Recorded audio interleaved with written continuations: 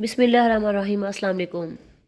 خبر یہ ہے کہ جو لوگ خان کو نہیں چھوڑ کے جا رہے ان کے خلاف انتقامی کارروائیاں کی جا رہی ہیں، گھروں پہ چھاپے پڑ رہے ہیں اور ان کو گرفتار کرنے کی پوری کوشش کی جا رہی ہے، ان کے گھر والوں کو ہراساں کیا جا رہا ہے، اور جو پی ٹی آئی کے لیڈر یا جو رہنما ہیں وہ گرفتار ہیں، ان پر ظلم کی انتہا ہو رہی ہے، ان پہ ظلم ہو رہا ہے اور اس کی ہر حد پار ہو رہی ہے، یہاں تک کہ کسی کی عزت و آبرو بھی محفوظ نہیں ہے، اور جو لوگ خاموش ہیں ان کو بھی نہیں بخشا جا رہا، اور ان ساری چیزوں کا صرف ایک ہی مقصد ہے کہ وہ کہیں کہ ہم خان کو چھوڑ رہے ہیں، ہم پی ٹی آئی کو چھوڑ رہے ہیں۔ جب وہ یہ چار لفظ بولتے ہیں تو ان کے سارے گناہ معاف ہو جاتے ہیں، ان کے سارے کیسز بھی ختم ہو جاتے ہیں، ان سب کے پاس جو ایک راستہ ہے وہ صرف پریس کانفرنس ہے۔ وہ پریس کانفرنس کرتے ہیں آ کے اور کہتے ہیں کہ ہم پی ٹی آئی کو چھوڑ رہے ہیں فلاں فلاں فلاں، اور اس کے بعد ان کو بخش دیا جاتا ہے، مگر ان کے آنسو اور باڈی لینگویج سب بتا رہے ہوتے ہیں کہ ان کے ساتھ کیا ہوا ہے اور وہ کس درد سے گزر رہے ہیں۔ مگر کچھ ایسے بھی ہیں جو اوور ایکٹنگ کر کے اپنے آپ کو بڑا ہمدرد ثابت کر رہے ہوتے ہیں، مگر ان کی باڈی لینگویج ان کا ساتھ نہیں دے رہی۔ مثلاً ابرار الحق صاحب، ان کی جو ویڈیو ہے وہ سوشل میڈیا پر کافی وائرل ہوئی اور کافی لوگوں نے دیکھا بھی، اور کچھوں نے یہ بھی کہا کہ ابرار الحق صاحب بہت تکلیف میں ہیں کیونکہ وہ پی ٹی آئی کو چھوڑ رہے ہیں۔ تو مگر اس ویڈیو میں ابرار الحق صاحب نے کہا کہ ان کا کنسرٹ تھا لندن میں جو کہ پہلے سے ہی بک تھا، پھر 9 مئی والا واقعہ ہوا اور اس کو لے کر انہوں نے رونا دھونا کیا اور پھر کچھ گنگنائے اور پی ٹی آئی چھوڑ دی، تو بس۔ مگر کل رات وہی کنسرٹ تھا لندن میں، انہوں نے پھر پوری رات خوب ہلا گلا کیا، بھنگڑے ڈالے، گانے گائے۔ عمران خان کی پارٹی چھوڑنے کا جو ان کو دکھ تھا، شاید اسی دکھ میں وہ اتنا گا رہے تھے۔ اور اب سوچنے والی بات یہ ہے کہ یہ فنکشن تھا علیم خان صاحب کا، ان کی سوسائٹی کا فنکشن تھا، ان کی جو پاکستان میں سوسائٹی ہے اس کا فنکشن تھا، علیم خان صاحب کا، جو کہ عمران خان کے مخالف ہیں۔ وہاں انہوں نے بڑے گانے وانے گائے اور ہلا گلا کیا، جس پر تنقید بھی ہوئی۔ لوگوں نے کہا کہ آپ کل پرسوں تک مگرمچھ کے آنسو رو رہے تھے، آپ یہاں آپ آ کے گانے بجا رہے ہیں، آپ کو پی ٹی آئی چھوڑنے کا اتنا سا دکھ ہے بس، اور وہ بھی ان کے مخالف کے ہاں۔ اس طرح سے باتیں ہوئیں اور لوگوں نے مطلب جو وہاں پہ جو تھے لوگ، انہوں نے کہا کہ آپ تو بہت بڑے ایکٹر ہیں۔ اس طرح سے یہ سارا ہوا۔ انہوں نے کہا کہ یہ ہے ووٹر اور سپورٹر پاکستان تحریک انصاف کے۔ دوسرا، عمران خان صاحب پہلے ہی کہہ چکے تھے کہ کچھ کا مجھے بہت زیادہ دکھ ہے اور کچھ دوگلے بھی ہیں، جن کا نام وہ وقت آنے پر خود ہی بتا دیں گے انشاءاللہ جلدی۔ انہوں نے کہا کہ وہ دونوں طرف سے کھیل کھیل رہے تھے، اب نہ جانے ان کا مستقبل کیا ہوگا، مگر دھندلا دھندلا تو سب کو دکھائی دے رہا ہے، کم از کم سیاست میں تو اب ان کا کوئی مستقبل نہیں ہے۔ سپریم کورٹ نے آج سماعت کی الیکشن کے حوالے سے۔ پہلے آپ کو بتاتے چلیں کہ صدر پاکستان ڈاکٹر عارف علوی نے پی ٹی آئی پر آسمان گرا دیا۔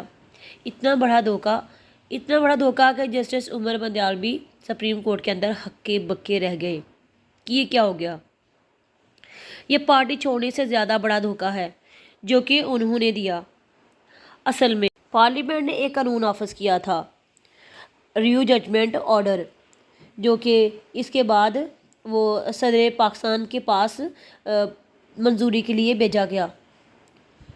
آج صدر پاکستان نے اس پر منظوری دے دی اور اپنی منظوری دے کر اس کو قانون بنا دیا، جبکہ سپریم کورٹ کے اندر الیکشن کے حوالے سے، پنجاب اور کے پی کے الیکشن کے حوالے سے ایک درخواست الیکشن کمیشن کی طرف سے دائر کی گئی تھی۔ پر ذرا نظر ثانی کریں، 3 دن تک پہلے اس کو سنا گیا تھا جسٹس عمر بندیال نے، جبکہ سپریم کورٹ کے اندر الیکشن کے حوالے سے، پنجاب اور کے پی کی الیکشن کے حوالے سے ایک درخواست الیکشن کمیشن کی طرف سے دائر کی گئی تھی کہ اس پر ذرا نظر ثانی کریں، اور یہ پہلے 3 دن تک سنا گیا جسٹس عمر بندیال نے کہا کہ اس پہ نظر ثانی تو نہیں ہو سکتی، یعنی کوئی آئین ہی نہیں ہے، یعنی اس پہ نظر ثانی نہیں ہو سکتی، لہٰذا آج اس کی وہ سماعت تھی اور فیصلہ آنا تھا۔ فیصلہ تو یہی ہونا تھا کہ اس درخواست کو ہم مسترد کرتے ہیں اور الیکشن کی طرف جاتے ہیں۔ اچانک اٹارنی جنرل نے چیف جسٹس کو کہا کہ میں آپ سے کچھ بات کرنا چاہتا ہوں۔ انہوں نے کہا جی بولیں، تو انہوں نے کہا ریویو ججمنٹ کا جو قانون ہے وہ بن گیا ہے اور وہ اس پہ جو سپریم کمانڈرز نے عارف علوی صاحب نے ان پر اس پر دستخط کر دیے ہیں، اس لیے ابھی تھوڑی دیر رک جائیں۔ مگر چیف جسٹس صاحب نے کہا اور جو انہوں نے ریمارکس دیے وہ بہت اہم تھے۔ چیف جسٹس صاحب نے کہا کہ یہ جو چوری ملاقاتوں سے جو حل ہیں وہ نہیں نکلتے، یعنی خفیہ ملاقاتوں سے حل نہیں نکلتے۔ ان کو پتہ ہوگا کسی خفیہ ملاقات کا۔ 9 مئی کے بعد تمام اداروں کی عزت بحال ہونی چاہیے، اور آڈیو لیکس جو ہوئی ہیں ان کے بارے میں آپ نے جو ہم نے فیصلہ کیا وہ آپ نے پڑھ ہی لیا ہوگا۔ اب ریویو ججمنٹ آرڈر ہے کیا، یعنی جو فیصلہ آ چکا ہے اس کی دلیلیں بھی مسترد ہو چکی ہیں، اب اس کو چیلنج نہیں کر سکتے، تو اب آپ اس پر 60 دن کے اندر اندر درخواست دائر کر سکتے ہیں۔ یعنی اب جو نواز شریف اور جہانگیر صاحب کا جو کیس تھا وہ ان پہ نظر ثانی کی گنجائش نہیں، وہ تاحیات نااہل ہیں۔ اس قانون کو بنا کے مقصد یہ تھا کہ نواز شریف کو اہل قرار دے دیا جائے، اگر وہ اہل ہوں گے تو اسی قانون کا فائدہ اٹھا کر جہانگیر صاحب بھی اہل ہو جائیں گے اور دونوں بے گناہ ہو جائیں گے، دونوں کے سارے گناہ معاف ہو جائیں گے۔